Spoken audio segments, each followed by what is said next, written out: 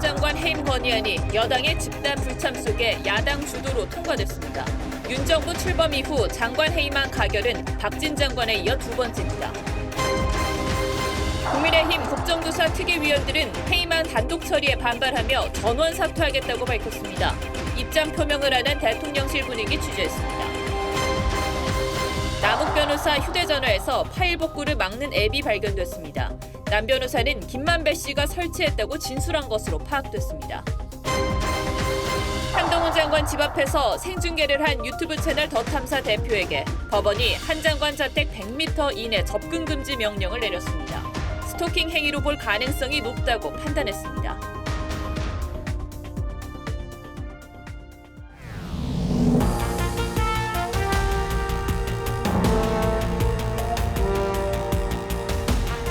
시청자 여러분 안녕하십니까. 뉴스7의 김명우입니다. 정치권이 또다시 꽁꽁 얼어붙고 있습니다. 거대 야당 민주당이 오늘 이상민 행안부 장관 해임 건의안을 단독으로 처리했습니다.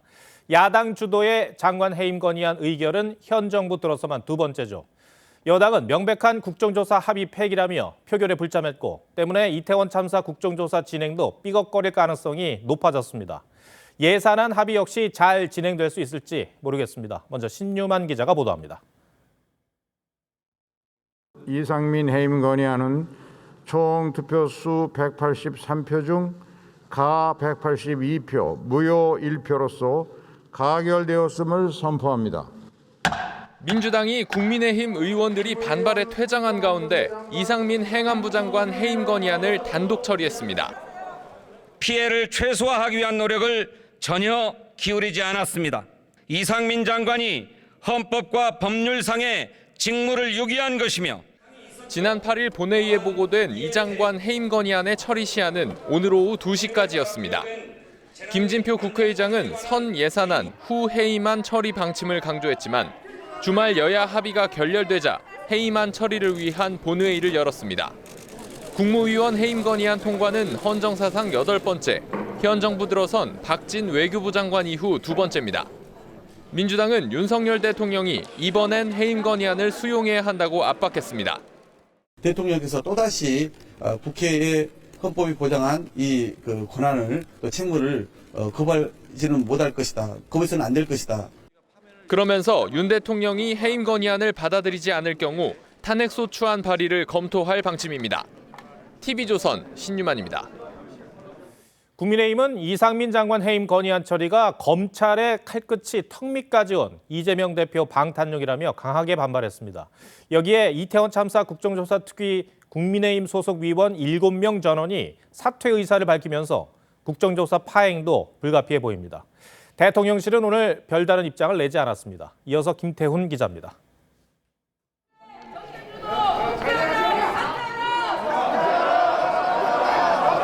대선 불복부터 이재명 지키기까지 다양한 피켓을 들고 본회의장에 기립한 국민의힘 의원들. 표결에 앞서 이상민 장관 해임안 처리는 정권 발목 잡기라고 목소리를 높였습니다.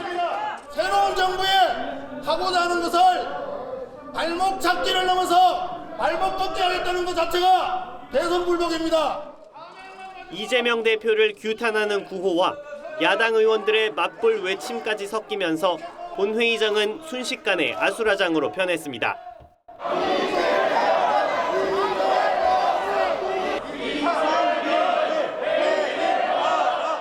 국회의장실 항의 방문과 규탄 대회가 이어졌고 의원들의 반발도 하루 종일 계속됐습니다. 국민의힘 장제원 의원은 국민과 민생은 온데간데 없고 이재명 살리기뿐이라며 민주당은 정치라는 탈을 쓰고 가슴에는 칼을 품고 다니는 정치 자객들이라고 맹비난했고 성일종 정책위 의장은 이 대표는 예산안 규모 걱정은 그만하시고 본인의 형량 규모 걱정이나 하시기 바란다고 지적했습니다. 성동격서 전략이죠. 이재명의 체포와 사법 처리에 쏠린 국민 관심을 분산시키고 국민의힘 국정조사 특위 소속 위원 7명은 전원 사퇴 의사를 밝혔지만 대통령실은 해임 건의안 가결에 별도 입장을 내지 않았습니다. TV조선 김태훈입니다.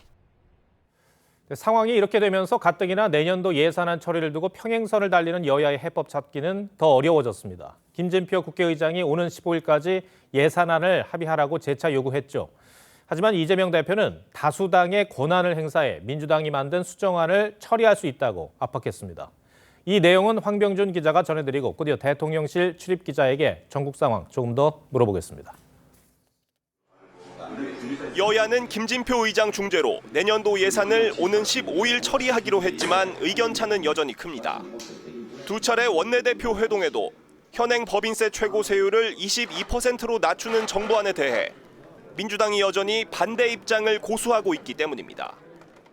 예산안 처리를 위해서도 목요일 오후까지 시한이 있는 만큼 정부 여당을 최대한 설득하기 위해서 의견 차이가 너무 크고 그다음에 접근할 만큼 접근했기 때문에 이제는 결단이 필요하지 협의로서 좁혀지기는 쉽지 않은 그런. 여기에 민주당은 서민 감세안을 새 카드로 꺼내들며 정부 여당을 압박하고 있습니다. 국민의힘이 내놓은 법인세 감세는 초부자를 위한 것이라며 중소기업 법인세 조정, 근로소득세 감면을 검토해 정부 동의가 필요 없는 감액안에 대해서만 수정안을 제출해 단독으로 처리하겠다는 겁니다. 세입에 관한 즉 예산 부수 법안에 대해서는 우리가 충분히 권한을 행사할 수가 있다는 생각이 듭니다. 예산안 협의를 해온 국민의힘 성일종 정책위의장은 서민 예산은 정부 예산안에 이미 많이 반영되어 있다며 서민 파리를 그만하길 바란다고 지적했습니다. 여야는 내일 의장 주재 원내대표 주례 회동을 시작으로 다시 예산안 협상에 들어갈 예정이지만 15일까지 합의안을 도출할 수 있을지는 미지수입니다. TV조선 황병준입니다. 보신 것처럼 연말 전국이 한 치 앞을 내다볼 수 없는 상황으로 흘러가고 있습니다. 윤석열 대통령도 고심이 깊을 것 같습니다. 대통령실을 출입하는 홍현주 기자에게 얘기 들어보겠습니다. 자, 홍 기자, 대통령실의 공식 입장은 없었습니다만 대통령실의 기류가 좀 취재가 됩니까? 네, 저희 취재로는요, 이 윤석열 대통령이 해임 건의안을 수용하지 않을 가능성이 크다고 합니다. 진상조사 후에 그 결과에 따라 책임을 묻겠다고 이미 여러 차례 강조한 바 있고 이상민 장관에 대한 윤 대통령의 신임에도 변화가 없는 것으로 전해지기 때문입니다. 있는 사람한테 딱딱 물어야 되는 거지 그냥 막연하게 뭐 다 책임져라. 그거는 현대사회에서 있을 수 없는 일이에요. 지난 9월이었죠. 박진 장관 해임 건의안, 그러니까 현 정부 들어서 이번 이상민 장관까지 두 번째인데 당시와 비교를 하면은 좀 차이가 있습니까? 네, 뭐 기류만 놓고 보면 이 해임 건의 수용 거부란 점 비슷합니다. 하지만 내부적으로는 박진 장관 때와는 정무적 판단이 좀 달라야 한다는 기류가 읽힙니다. 박진 장관 건은 정치 공세적 측면이 있던 반면 이상민 장관 건의 경우 159명의 사망자를 낸 이태원 참사와 관련이 있기 때문에 특수본의 수사 결과가 나오지 않은 만큼 더 조심스럽게 접근해야 한다는 겁니다. 오늘 공식 입장이 없었던 것도 이런 이유 때문일까요? 네, 절차상 그리고 국회 해임 건의문이 인사혁신처를 통해 윤 대통령에게 통지되기까지 통상 하루 정도의 시간이 걸리기 때문에 오늘은 입장을 낼 단계가 아니라는 설명도 있습니다. 지난 9월 박진 장관의 경우에도 본회의 통과 뒤 만 하루가 지나서야 받아들이지 않는다는 공지를 냈습니다.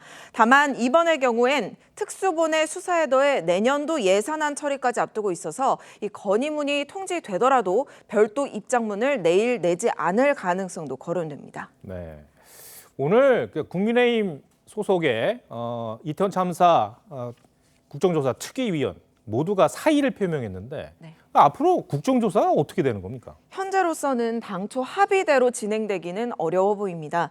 정부 여당은 책임 소재 규명을 위해서 국정조사에 합의를 했는데 이렇게 시작하기 전부터 행안 장관 해임 건의를 하는 건 합의 정신 위반이라는 입장입니다. 하지만 관련법상 이미 절차에 돌입한 만큼 국민의힘이 보이콧을 하더라도 민주당 단독으로 진행할 가능성이 높습니다. 이 때문에 주호영 원내대표는 소속 위원들의 사의를 아직 수용하지 않고 있습니다. 네. 국회의장이 내년도 예산안 합의하라고 한 시한, 그러니까 이제 15일 목요일인데요. 분위기가 이런 상황이면 합의가 잘 될까요? 네, 현재로서는 여전히 불투명한 상황입니다. 양측 간 쟁점인 법인세 최고 세율 인하를 놓고 여야 간 입장이 특히 첨예합니다. 오늘 민주당 이재명 대표가 다수당임을 강조하면서 별도의 감액 수정안 처리를 시사한 것도 이런 분위기를 반영한 것으로 보입니다. 다만 지금까지 예산안이 여야 간 합의 없이 철회된 전례가 없기 때문에 이 15일 시한까지 합의점을 찾기 위한 줄다리기 계속될 것으로 보입니다. 네. 홍현주 기자, 잘 들었습니다.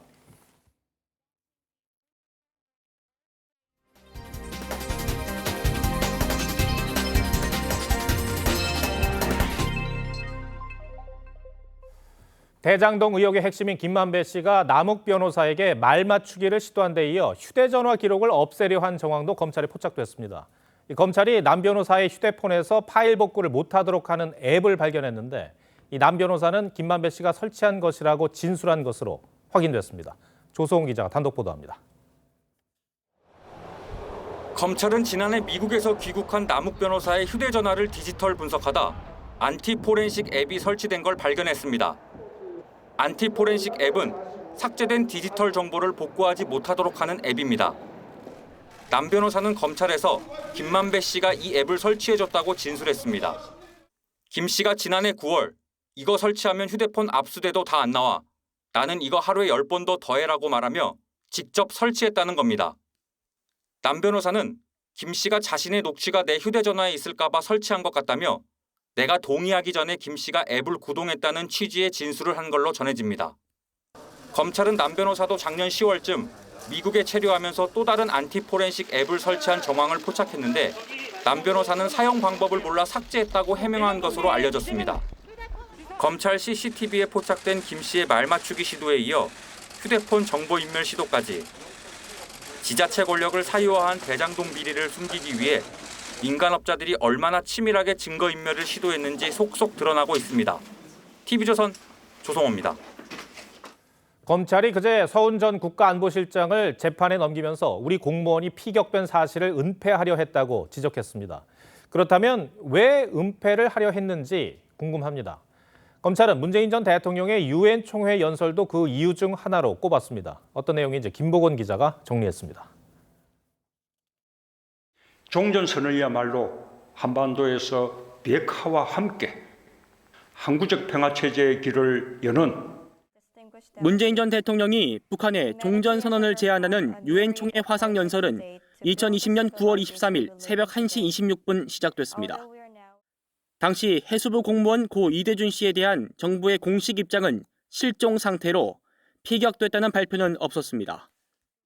하지만 검찰은 서훈 전 국가안보실장을 재판에 넘기면서 문 전 대통령 연설 3시간 전에 청와대가 이 씨가 피격됐다는 첩보를 입수해 놓고도 은폐했다고 결론 내렸습니다. 서 전 실장이 피격 사망 사실이 외부에 알려지지 않게 보안 유지 조치를 하라고 지시하고 해경에는 실종 상태에서 계속 수색을 하고 있다는 허위 보도 자료를 내도록 했다는 겁니다.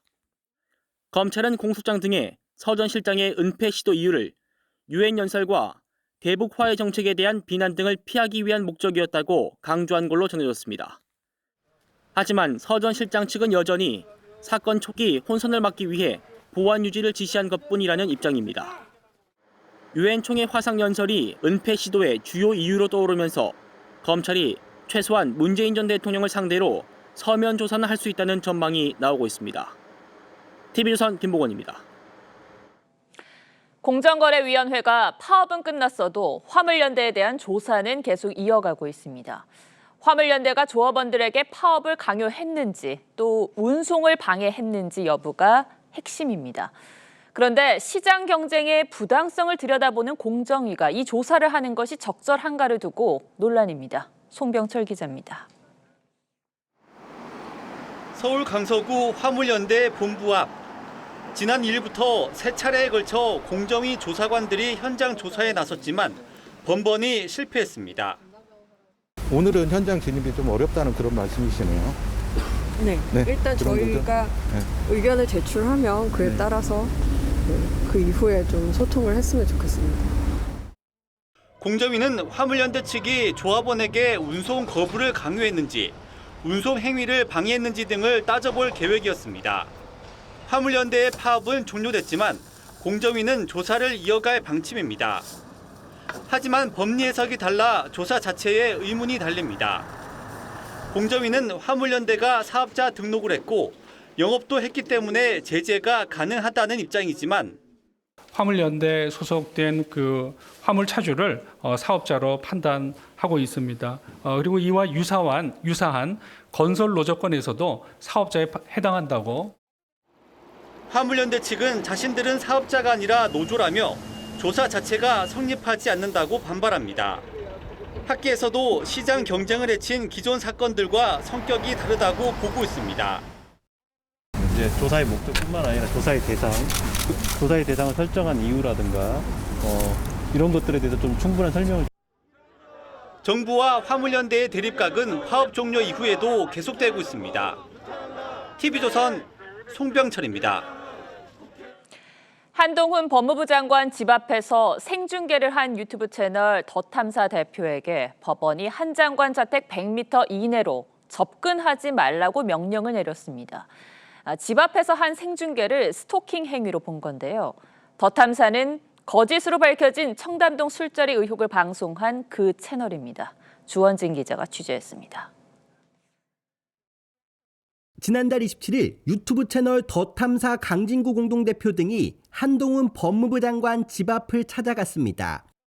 배를 누르고 택배를 살펴보며 생중계 방송을 진행했습니다. 더 탐사는 한 장관이 청담동의 한 술집에서 윤석열 대통령, 김앤장 변호사들과 술자리를 가졌다는 의혹을 제기했다 명예훼손 혐의로 조사를 받고 있는 매체인데 이들은 압수수색을 당한 마음을 느껴보라며 한 장관 집을 찾아갔다 스토킹 혐의 등으로 고발당했습니다. 법원은 어제 경찰의 신청을 받아들여 강 대표는 한 장관 집 주변 100m 이내 접근을 금지한다고 명령했습니다. 법원은 가족과 함께 있는 집 앞에서 생중계를 하는 것은 취재 목적만을 위한 것이 아니라 스토킹 행위로 볼 가능성이 높다고 지적했습니다. 다만 차로 미행하는 것은 스토킹으로 보지 않았고 한 장관 운전기사에 대한 접근 금지나 전화 연락 금지도 받아들이지 않았습니다. 경찰은 지난달 4일 강 대표를 직접 불러 조사했는데 정당한 취재 활동이었다며 스토킹 관련 혐의를 부인했습니다. TV조선 주원진입니다. 이태원 참사를 수사 중인 경찰청 특별수사본부가 오늘 이임재 전 용산경찰서장을 재소환했습니다. 한 차례 구속영장이 기각됐던 만큼 허위로 상황 보고서를 쓴 혐의를 캐물어서 영장을 다시 신청하겠다는 방침입니다. 임서인 기자입니다. 경찰 특수본이 이임재 전 용산경찰서장에 대한 3차 소환 조사를 벌였습니다. 지난 5일 이 전 서장의 구속영장이 기각된 지 엿새 만입니다. 그분들 기억되지 못한 경찰서장으로서 평생 죄인의 심정. 특수본은 참사 당일 이 전 서장의 현장 도착 시각이 상황 보고서에는 실제보다 45분 빠른 밤 10시 20분으로 기재된 사실을 이 전 서장이 언제부터 인지하고 있었는지 집중 추궁했습니다. 이 전 서장에게 업무상 과실치사상 혐의를 적용해 신청한 구속영장이 기각된 만큼 허위 공문서 작성 혐의를 추가해 구속영장을 재신청하는 방안을 검토하고 있는 겁니다. 이 전 서장과 함께 구속을 피한 송병주 전 용산서 112 상황실장도 그제 특수본에 재소환됐습니다. 특수본은 이번 주 중으로 두 사람의 구속영장을 재신청한다는 방침인데 영장이 또 기각되면 수사 동력에 큰 타격을 입는 만큼 혐의 입증에 사활을 걸고 있습니다. 97명의 유가족 170명이 참여한 이태원 유가족 협의회가 공식 출범했습니다. 온전한 추모와 이를 위한 철저한 진실 및 책임 규명을 목적으로 한다. 유가족 협의회는 오는 16일 이태원에서 시민 추모제를 열 계획입니다. TV조선 임서인입니다. 수도권 광역급행철도인 GTX-C 노선이 강남 은마 아파트 아래로 지나가게 되는 계획에 일부 아파트 주민들이 시위를 벌이고 있습니다. 이 공사를 현대건설이 맡았다는 이유로 정의선 현대그룹 회장 자택 앞에서 시위를 해왔는데 법원이 이 시위에 제동을 걸었습니다. 안용경 기자가 취재했습니다. 정의선 현대차그룹 회장의 한남동 자택 앞. 음마 주민을 다 죽일 것인가? GTX! 음마아파트 재건축 추진위원회 회원들이 단지 지하로 GTX-C 노선이 지나가는 것에 반대하는 시위를 벌이고 있습니다. 현대건설이 공사를 한다는 이유로 그룹 회장 집 앞에까지 찾아간 겁니다. 추진위는 아파트 단지에 현수막까지 걸었습니다. 한 동에 거의 1,000명 가까이 되는 사람들이 살고 있는데 지하에 그렇게 갑자기 집안이 붕괴되면 이건 정말로 돌이킬 수 없는 사고가 일어날. 현대건설과 한남동 주민들은 법원에 시위를 금지해달라는 소송을 냈고 법원은 이들의 손을 들어줬습니다. 법원은 시위가 집회와 표현의 자유라는 정당한 권리 행사를 넘어 정 회장의 인격권을 침해하고 일반 시민들의 사생활을 침해했다고 밝혔습니다. 법원의 이번 결정으로 시위대는 정 회장 자택 반경 100m 안에서 명예훼손성 내용을 방송하거나 현수막, 피켓 시위를 할 수 없게 됐습니다. 자택 앞에 가서 하는 거에 대해서는 반대하시는 분이 엄청 많았죠. 제3자한테 피해를 준다는.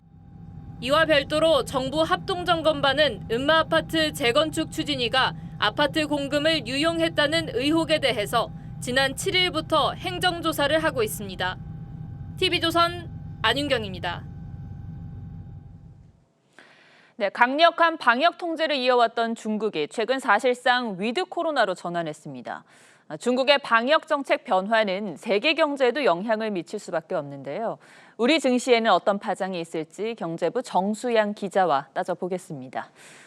정 기자, 일단 중국이 갑자기 정책 기조를 바꾼 이유가 반정부 시위 때문입니까?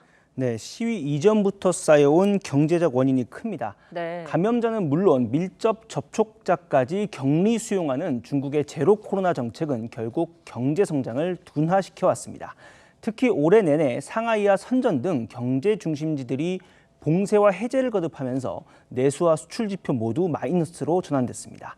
상황이 이렇다 보니 애플 최대 하청업체인 폭스콘의 정저우 공장은 물론 중국 각지에서 시위가 벌어지는 등 민심이 극도로 악화됐고 네. 이에 깜짝 놀란 중국 당국의 정책 변화로 이어진 겁니다. 세계 2위의 중국 경제가 봉쇄에서 이제 개방으로 바뀐다는 건 네. 경제적으로도 큰 의미가 있을 수밖에 없는데요. 네. 증시도 바로 반응을 했습니까? 네, 지난 7일 중국 공산당이 제로 코로나 정책을 사실상 폐지한다는 발표 이후에 미국 증시에 상장된 중국 주식은 곧바로 상승 랠리를 펼쳤습니다. 지난 8일 중국 최대 전자상거래 업체인 알리바바는 뉴욕 증시에서 6.6% 급등했고요. 최대 검색 업체인 바이두도 5% 상승했습니다. 미국의 유명 투자은행인 모건 스탠리도 2년 만에 처음으로 중국 주식에 대한 투자 등급을 상향 조정했습니다.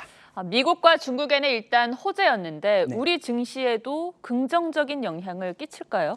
네, 일단 화장품 등 중국 리오프닝, 즉 경제활동 재개 관련주들은 강세를 보였습니다. 그동안 제로 코로나로 억눌렸던 중국의 소비가 다시 되살아날 거란 기대감이 반등을 불러일으킨 건데요. 하지만 전문가들의 본격적 전망은 엇갈립니다. 예. 글로벌 공급망이 회복돼서 우리 경제와 증시에 큰 도움이 될 거란 분석과 함께 외국인 자금이 중국으로 빠져나가서 우리 증시에 악재가 될 거란 전망이 맞서고 있습니다. 한번 직접 들어보시죠. 네. 장기적으로 보면 그렇지 않아요. 왜냐하면 우리 지금 중국 쪽 수출이 한 5, 6개월 정도 계속 마이너스거든요. 중국으로 가는 우리 수출, 중국에서 수입하는 원부자재에 대한 공급망 이런 쪽 회복에 상당히 좀 도움이 될 거로 생각이 돼요. 외국인 투자 자금이 이제 중국으로 되돌아간다면은 주가가 좀 떨어지고 환율도 좀 올라갈 수 있는 그런 요인이. 금융시장뿐 아니라 실물 경제에도 또 여파를 미치지 않겠습니까? 네, 그렇습니다. 특히 위드 코로나로 중국 경제가 되살아나고 수요가 회복이 되면 그동안 미국 등 국제사회가 금리를 끌어올리면서 그렇게 힘들게 다잡아온 글로벌 인플레가 되점화될 수 있다는 게 문제입니다. 실제로 블룸버그 통신 계열 연구소에 따르면 중국이 위드 코로나로 완전히 전환할 경우에 글로벌 에너지 가격은 연간 20% 오르고 네. 미국 소비자 물가 지수는 기존 예상치인 3.9% 하락에서 5.7% 상승으로 급반전할 거란 예상을 내놨습니다. 네. 이럴 경우에 금리 추가 인상, 침체 악화, 증시를 비롯한 자산시장 타격이라는 악순환이 반복될 수 있죠. 또 일각에선 중국의 의료 시스템상 위드 코로나 정책의 성공 여부가 불확실하다는 지적도 나옵니다. 일단 중국의 코로나 정책이 성공할지 여부부터 좀 지켜봐야겠군요. 정 기자 잘 들었습니다.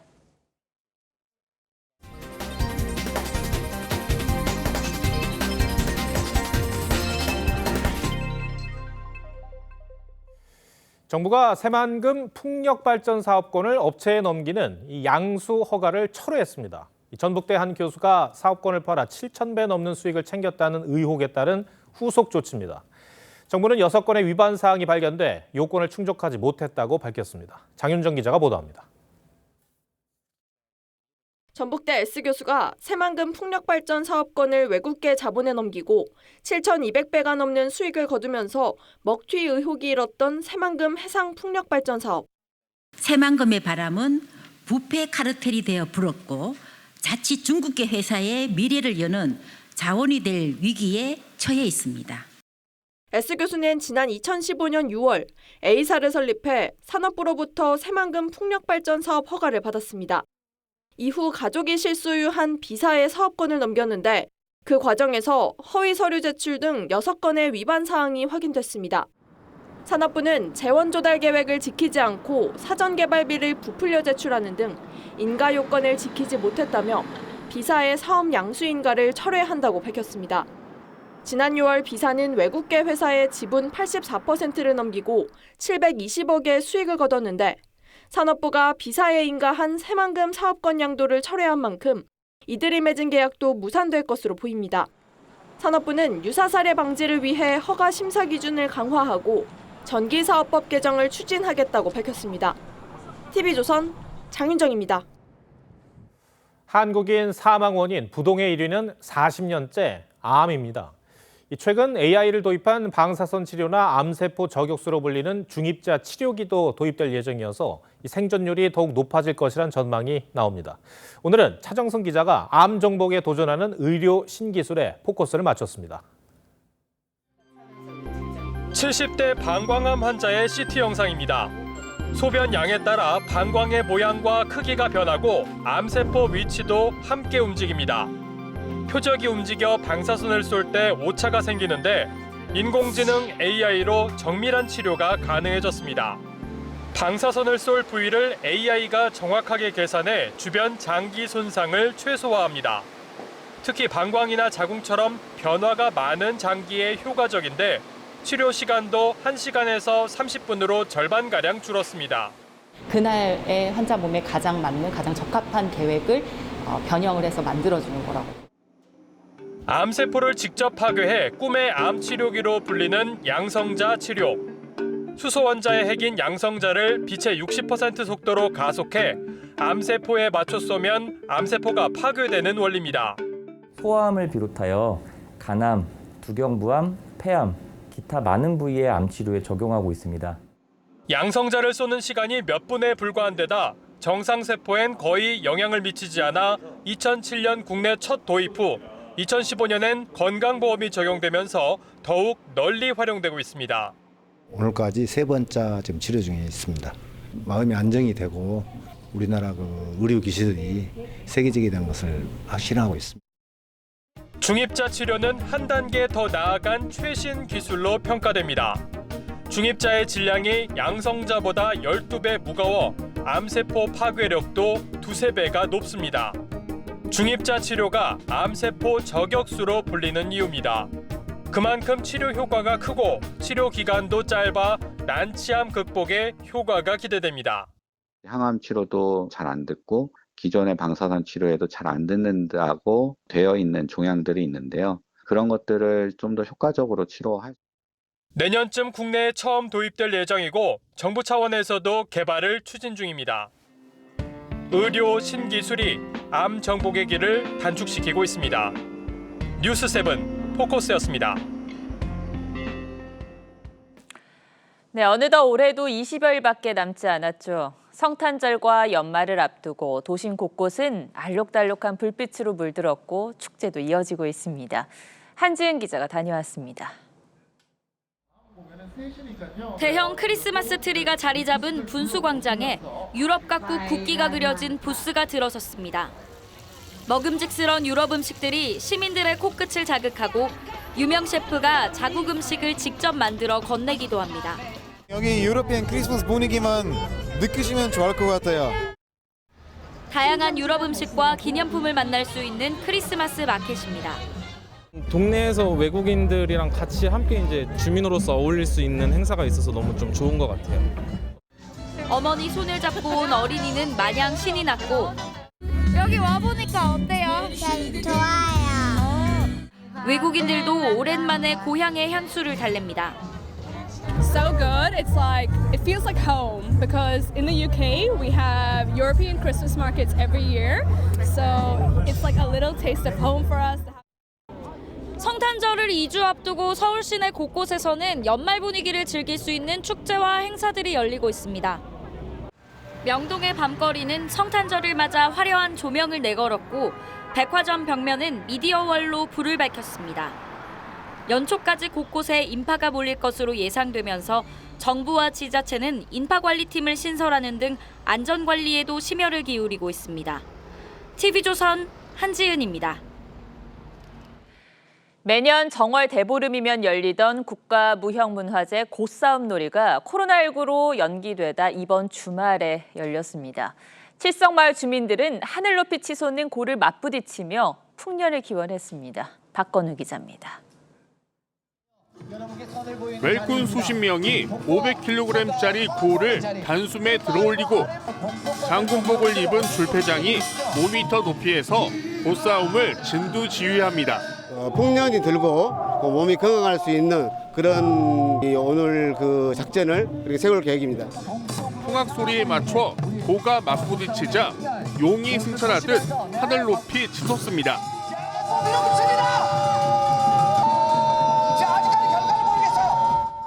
줄패장들은 땅에 떨어지지 않으려 안간힘을 쓰고 세 차례 부딪힌 뒤에야 승패 없이 끝났습니다. 굉장히 높게 올라가서 많이 놀라기도 했고 이 정도면 굉장히 박진감 넘치기도 했고 고싸움은 동쪽 마을과 서쪽 마을 주민들이 편을 나눠 즐기던 민속놀이로 풍년을 기원한다는 의미를 담고 있습니다. 여자를 상징하는 서부고가 이겨야 풍년이 든다는 속설이 있습니다. 동부고가 만약 이겼다 그러면 마을에 평안이 온다. 아이들은 지게지기와 굴렁쇠 굴리기 등 전통 놀이를 체험했습니다. 작년에도 왔었는데 더 재밌어진 것 같아요. 내년에도 왔으면 좋겠어요. 코로나19 여파로 연말에 진행된 고싸움 놀이는 내년 정월 대보름에 다시 열립니다. TV조선 박건우입니다. 러시아 모스크바주의 한 쇼핑몰에서 새벽 시간에 방화로 추정되는 큰 불이 났습니다. 건물이 무너지기 전 대부분 대피했지만 한 명은 목숨을 잃었고 축구장 면적에 달하는 공간이 잿더미로 변했습니다. 류지연 기자 리포트 전해드리고 뉴스야 이어가겠습니다. 건물 위로 검은 연기와 불길이 솟구칩니다. 폭발 굉음에 놀란 사람들이 전력을 다해 도망칩니다. Такой взрыв, землетрясение был, а потом мы проснулись, смотрю, там сгорает, сгорел все. 현지 시간 9일 새벽 모스크바주 힘키시의 대형 쇼핑몰에서 불이 났습니다. 폭격을 맞은 듯 거대한 폭발이 잇따르고 건물 일부는 무너지면서 7,000제곱미터가량이 순식간에 잿더미로 변했습니다. 축구장 1개와 맞먹는 면적입니다. 새벽 시간이어서 쇼핑객은 없었지만 경비원 1명이 숨진 것으로 알려졌습니다. 건물 구조가 복잡하고 내부에 불에 타기 쉬운 물품들이 많아 불길은 4시간 40여 분이 지나서야 잡혔습니다. 당국은 매장 안에 있는 전기 배선 단락에서 화재가 시작됐다 추정했지만 현지 매체는 방화 가능성이 있다고 전했습니다. 해당 쇼핑몰은 지난 2월 러시아의 우크라이나 침공 전까지 서방의 주요 소매점들이 입주했던 곳입니다. 러시아 조사위원회는 피해 규모가 최소 3억 2천만 달러로 추정된다고 밝혔습니다. TV조선 류주현입니다.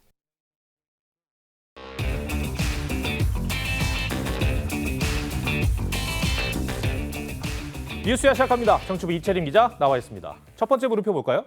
네, 첫 번째 물음표는 출장이라 쓰고 관광이라 읽는다입니다. 국회의원들의 연말 외유성 출장 관련 내용인 것 같습니다. 이채림 기자가 단독으로 취재를 했죠. 어떤 내용입니까? 네, 국회의원들의 해외 출장을 적나라하게 비판하는 내용의 글이 외교부 직원들의 익명 게시판에 올라왔다고 합니다. 지난주 초에 올라온 이 글에는 국회의원들의 연말 해외 출장 너무 심하다. 억지로 공식 일정 짜내라 하고 놀러와서 공관 차량에 기사 붙여 관광지 공짜로 놀러 가려 하고 또 공관 직원들을 주말까지 불러낸다는 내용인데요. 특히 일부 국회의원들은 이 방문국 의회 의원들과 면담을 하면서 한 달 월급이 얼마인지도 물었다면서 신뢰를 넘어서 국가 망신이라고 적었습니다. 네. 해당 공관이 어디인지는 알 수 없나요? 네, 작성자가 본인이 근무하는 공간이 어디인지를 적진 않았습니다. 그런데 이런 일이요, 이 공간에서만 일어나는 일은 아닌지 게시글에 공감하는 댓글이 10개 넘게 달렸습니다. 한 외교부 직원은 우리 공관 이야기인 줄 알았다면서 의원 해외여행 지원하느라 본연의 업무할 시간이 없다고 토로했고요. 또 다른 댓글에선 왜 국회의원들이 해외 나오면 대사관이 여행사, 맛집 브로커처럼 지원해야 하는지 모르겠다는 자조 섞인 반응도 있었습니다.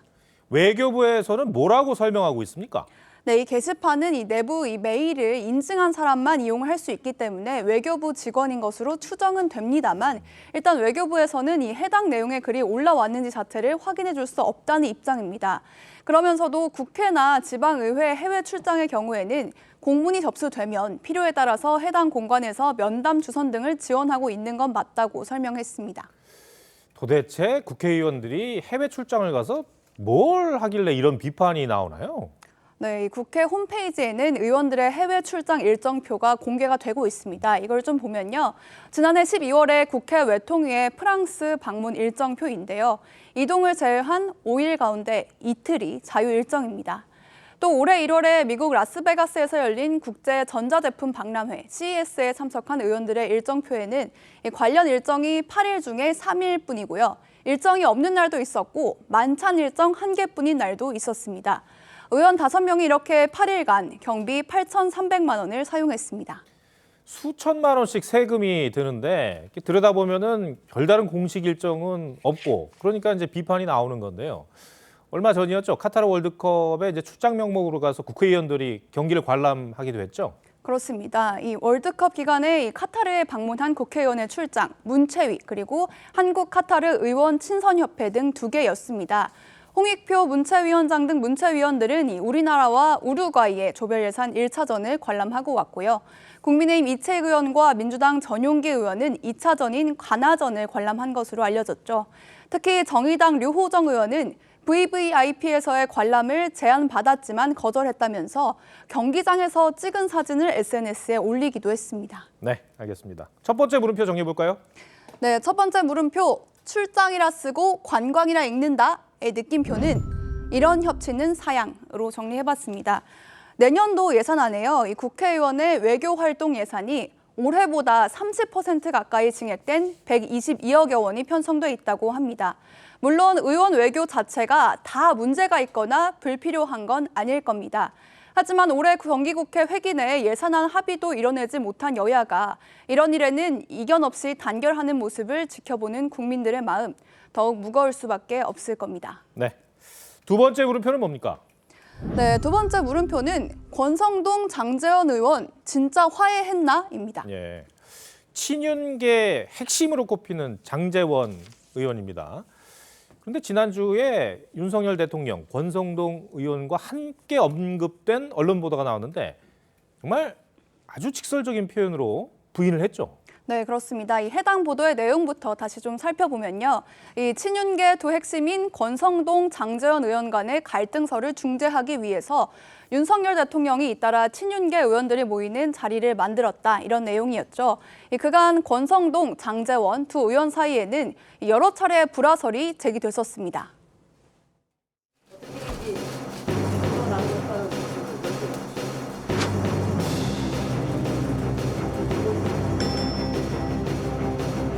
장애인의 지적에 대해서 겸허히 제가 수용을 하고 건강한 긴장감이 필요하지 않겠습니까?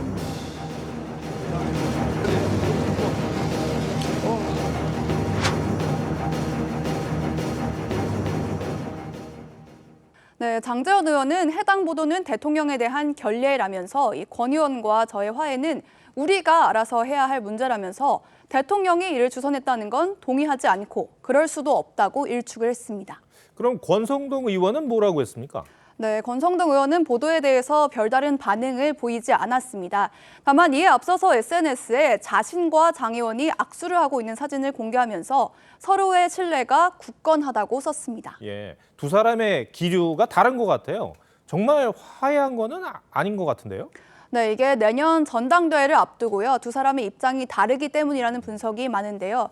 일단 권성동 의원은 당대표 출마 의지를 다지고 있는 편입니다. 그런데 장재원 의원의 경우에는 일찌감치 전당대회 출마를 공식화한 김기현 의원과의 연대설이 나오고 있는 상황입니다. 네, 전당대회에 대한 입장 차가 큰 거네요. 그렇습니다. 이러다 보니까요, 이 권성동 의원의 경우에는 이 전대에서의 포지션상 장재원 의원과의 관계 회복이 필요한 상황인 반면에 이 장재원 의원의 경우에는 김기현 의원과의 연대에 좀 더 포커스를 맞추고 있는 상황인 만큼 권성동 의원과의 화해 쉽지는 않아 보입니다. 예, 알겠습니다. 두 번째 물음표도 정해 볼까요?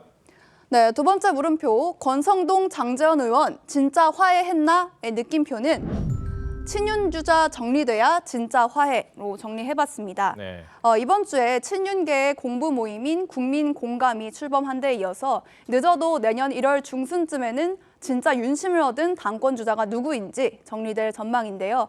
이 당권을 둘러싼 친윤계 내부 교통 정리가 끝날 때까지 두 사람의 입장차가 좁혀지기는 어려워 보입니다. 네, 알겠습니다. 이채림 기자 설명 잘 들었습니다.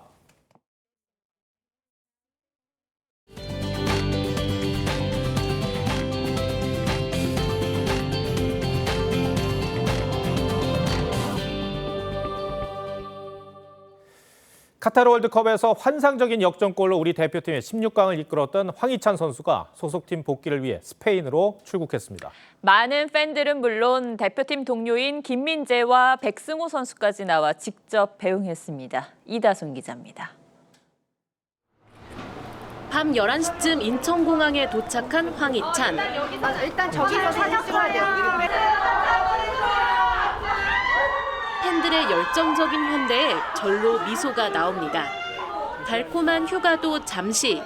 소속팀 울버햄프턴의 전지훈련지인 스페인으로 떠나는 황희찬은 노랗던 머리카락도 까맣게 물들이고 마음가짐을 새롭게 정비했습니다. 또 팬분들께 또 새로운 모습도 보여드리고 싶고 저도 또 새로운 마음으로 나가서 잘하고 싶은 마음이 커서 한번 변화를 줘봤습니다. 소속팀의 치열한 주전 경쟁이 기다리고 있지만 월드컵에서 12년 만에 원정 16강으로 도하의 기적을 실현한 만큼 자신감은 한껏 커졌습니다. 너무 많은 사랑을 받아서 자신감도 많이 얻을 수 있었고 4년이 넘는 시간을 함께한 벤투 감독과는 아쉬운 작별을 해야 하는 상황이지만 새로운 사령탑을 향한 기대감도 숨기지 않았습니다. 더 높은 단계의 축구를 보여줄 수 있고 저희가 더 발전할 수 있는 그런 저희가 많이 배우고 믿고 따를 수 있는 그런 감독님이 오시면 저희에게 좋을 것 같고 공항에는 대표팀 동료 김민재와 백승호까지 직접 배웅을 나와 우정을 뽐냈습니다. 황희찬은 오는 21일 카라바오컵 16강전을 시작으로 시즌을 재개합니다. TV조선 이다솜입니다.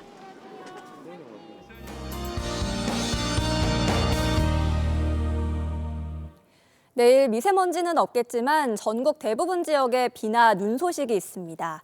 내일 오후부터 모레까지 이어지겠는데요. 일단 내일 하루 동안의 양을 보시겠습니다. 파란색이 강수량, 분홍색이 적설량인데요.